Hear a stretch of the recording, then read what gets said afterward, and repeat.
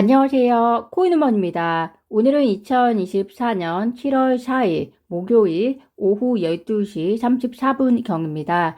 구독과 좋아요, 알림 설정 정중히 부탁드리면서 오늘 영상 시작하겠습니다. BT인포 차트 데이터에 따르면 오늘 새벽 10년 이상 휴면 상태였던 익명의 주소가 43.56 비트코인 260만 달러 규모를 외부로 이체했다는 소식입니다. 하나로 따지면 35억 원 정도 되는 규모인데요. 7월부터 10월까지 채권자들에게 상환이 시작되는 14만 비트코인의 일부인 것인지 정확한 경로에 대한 정보는 알 수 없지만 상환으로 인한 대규모 매도가 시작되었을 때 시장에 주는 단기적인 영향에 대해서 짐작을 하고 계셔야 할 것으로 보입니다. 주요 거래소에서 지난 1시간 1.12억 달러 규모의 선물 포지션이 강제 청산되었다는 소식입니다. 24시간 기준으로는 3.06억 달러 규모의 선물 포지션이 강제 청산되었다고 하는데요. 하나로는 약 4천억 원 규모입니다. 암호화폐 애널리스트 겸 트레이더 알리 마르티네즈가 지난 24시간 동안 비트코인 롱 포지션은 2.8억 달러, 숏 포지션은 2,540만 달러 청산되는 데 그쳤는데 과거의 10억 달러 이상 규모의 강제 청산과 비교했을 경우에 앞으로 추가 하락하거나 숏 포지션이 소멸되거나 할 것이다 라고 전했습니다. 비트코인의 기술적 위치도 한번 보시겠습니다. 흰색 지난번 단기 저점이었던 8,300만 원을 살짝 더 밑돈 8,280만 원까지 내려가면서 볼린저 밴드의 하단을 이탈했던 흔적이 보입니다. 노란색 RSI를 보시면 아직 파란색 라인인 패닉셀링 구간까지는 오지 않았지만 투자자들의 공포감을 느낄 만한 구간이라고 생각이 되고요. 지금 이 구간이 저점이 되어서 다시 반등 나오는 것을 기대하고 있지만 또 파란색 패닉셀링 라인을 터치하고 돌아서는 것까지 최대한 염두에 두면서 투자에 임하시는 것이 좋을 것 같습니다. 빨간색 메이저 자금 역시 많이 빠져나간 모습이고요. 리플의 기술적 위치도 보시겠습니다. 비트코인발 급락이었기 때문에 리플 XRP도 역시 영향을 받은 모습이다라고 이해하시면 되겠습니다. 흰색 비트코인과 다르게 볼린저 밴드 상단을 타고 가면서 분위기가 나쁘지 않았지만 비트코인 급락 움직임과 커플링 되면서 볼린저 밴드 하단을 강하게 이탈해 있는 모습이고요. RSI와 자금 흐름 역시 비트코인과 유사한 흐름을 보였습니다. 현재의 단기 흐름은 좋지 않아 보일 수 있겠지만 중장기적으로 보았을 때 금리 인하의 기대감 그리고 리플 소송에 대한 긍정적 시그널을 여전히 살아있는 재료이기 때문에 단기적인 실망감보다 큰 그림으로 받아들이시는 것이 어떨까 하는 조심스러운 의견을 드려봅니다. 어제 방송을 통해서 리플이 바이낸스 판례를 법원에 제출하면서 SEC는 바이낸스 판례에서도 보듯이 명확한 규제를 제시하지 못했고 그렇기 때문에 SEC가 리플에게 제시하는 구제책은 받아들여져서는 안 된다는 보완 의견서를 제출을 했었습니다. 이에 대해서 SEC가 굉장히 발빠르게 답변서를 제출을 했습니다. SEC의 답변서는 한 장으로 매우 짤막했는데요. 이렇게 한 장으로 짤막하게 준비한 것에 대해서 호주 암호화폐 변호사 빌 모건 변호사는 그만큼 최종 판결이 곧 내려질 것이라는 것을 의미한다라고 이야기를 하고 있습니다. 다시 돌아가서 SEC가 리플의 바이낸스 판례 보완 의견서 제출에 대해서 반대하는 주장을 간단하게 말씀드리면 바이낸스 판결과 리플 소송은 전혀 관련이 없다라고 이야기를 하고 있습니다. SEC는 현 증권법에 의거해서 집행에 나선 것이다. 특히 SEC는 바이낸스 판사의 일부 기각 판결을 동의하지 못하는 판결의 일부를 리플이 인용했으며 리플이 그들이 무모하지 않았다고 주장하는데 그것은 말도 안 되는 것이다 라는 취지의 글을 담았습니다. 이에 대해서 제레미 호건 변호사는 SEC를 대상으로 다음과 같은 비판을 합니다. 이런 식의 회피성 변론은 나를 미치게 한다. 변호인은 왜라고 이유를 말하는 대신 우리는 동의하지 않는다라고만 말하고 있고 이유는 말하지 않은 채 주제를 바꾼다라고 이야기하면서 최소한 논쟁이라도 꿈꿔봐라. 그게 로스쿨에서 배우는 것이다. 라고 비판을 하고 있습니다.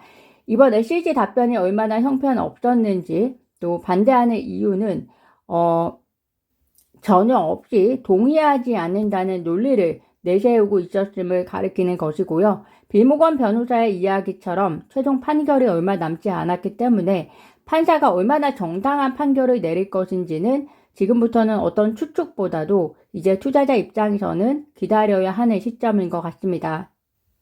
이러한 최종 판결의 기대감은 현재 롱숏 선물 시장에서 숏 포지션이 절대적으로 많이 차지하고 있지만 그래도 리플 XRP의 경우에는 상대적으로는 롱의 포션이 다른 암호화폐보다 높은 것을 통해서도 잠깐 확인하실 수 있을 것 같습니다. 2024년 6월 미국 FOMC 회의록이 공개가 되었습니다. 물론 수치는 이미 결정이 되었지만 회의록 자체가 중요한 것은 앞으로의 방향성을 우리가 예측해 볼 수 있다는 점에서 중요한데요. 이에 따르면 대다수의 FOMC 위원이 경제 성장이 점차 냉각되고 있으며 예상치 못한 경제 약세에 대응할 정책적 준비가 돼 있어야 한다라고 말했다고 합니다. 그럼에도 불구하고 금리 인하 자신감을 얻기 위해서는 더 많은 정보를 기다리고 있다라고 말했다고 하는데요. 시장이 기대하는 9월 금리 인하가 진행되기 위해서는 연준에게 자신감을 안겨줄 여부가 결정될 7월 그리고 8월 CPI 수치와 고용 보고서가 매우 중요한 데이터라고 볼 수 있을 것 같습니다. 조 바이든의 미국 대통령 대선 경선 지속을 응원해야 하는 웃지 못할 상황에서 조 바이든 미국 대통령의 대선 후보직 사퇴 확률이 77%로 점쳐지고 있습니다. 현재 바이든 대통령이 대선 경선을 지속할지 여부를 고민 중이라는 보도도 나왔었는데요. 이에 대해서 백악관은 사실 무근이라고 반박을 하지만 당의 승리만 본다면 당의 승리를 크게 의미를 두고 본다면 큰 결정이 내려질 수도 있을 수 있다라는 생각이 듭니다. 암호화폐 투자자 입장에서는 경선 후보가 바뀌는 것은 또 하나의 악재가 될 수도 있을 것 같은데요. 현재로서는 대외 환경도 같이 관련해서 주목해야 하는 시점인 것 같습니다. 금투세에 대해서 문의를 주신 구독자분이 계십니다. 우선 금투세는 가상자산 과세와는 별개입니다. 다른 것이고요. 금투세는 주식, 펀드, 파생상품 등의 금융상품에 투자해서 실현된 수익에 과세하는 것인데요. 기본적인 공제는 5천만 원이고 만약 얻은 수익이 3억 이하이면 22%, 3억 원 초과하면 27.5%의 과세를 부과하게 됩니다. 가령 내가 국내 주식에 투자해서 4억 원의 수익을 봤다고 치면 여기서 5천만 원을 공제하고 3억 5천에 대해서 세금을 부과하는데요. 3억 원 초과하는 수익이기 때문에 3억 5천에 27.5%에 해당하는 금액을 과세하게 된다라는 것으로 이해하시면 될 것 같고요. 내년 1월 1일부로 시행된다라고 지금은 얘기가 되고 있습니다. 여기서 계산을 하실 때는 내가 투자한 금액이 아니라 투자하고 얻은 수익에 대해서 과세 비율을 적용해서 계산하셔야 할 것이고요. 이번 금투세에 대해서 폐지니 또 다시 유예니 말이 많은데요. 아직 결정된 것은 하나도 없습니다.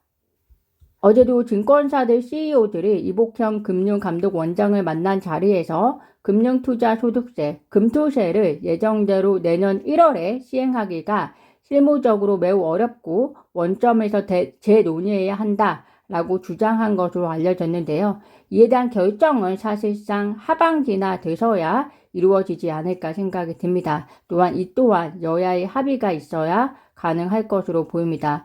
현재 정부는 금투세 폐지에 대해서 이야기를 하고 있는데 일반 서민들의 입장에서는 이는 부자들의 감세라며 반발하는 상황이고요. 민주당의 경우는 금투세 폐지 자체에 대해서는 반대하는 입장이기 때문에 양 당의 조율안이 있어야 할 것으로 보입니다. 그러기 위해서는 국회가 정상적으로 일을 해야 이러한 일들도 일이 진행될 수 있을 것으로 보이고요. 가상자산 과세는 또 금투세와는 별개일 것으로 가상자산은 기타 자산으로 분류되어 있기 때문에 금투세와 별도의 것으로 책정이 되고 있습니다. 그런데 가상자산 과세도 내년 1월 1일부터 시행되는 것으로 되어 있는데 현재 금투세에 대한 분쟁이 많아서 금투세 자체가 유예가 되거나 혹은 어떤 변경이 될 가능성도 있기 때문에 가상자산 투자자 입장에서는 금투세와의 형평성을 고려해서 금투세의 향후 방향에 따라서 가상자산 과세도 유예가 되거나 재논의가 진행되어야 한다라고 주장하는 입장들입니다. 참고하시면 될 것 같고요. 오늘 제가 준비한 소식은 여기까지입니다. 오늘도 영상 시청 진심으로 감사드리고요. 구독과 좋아요, 알림 설정은 코인우먼에게 큰 힘이 됩니다. 감사합니다.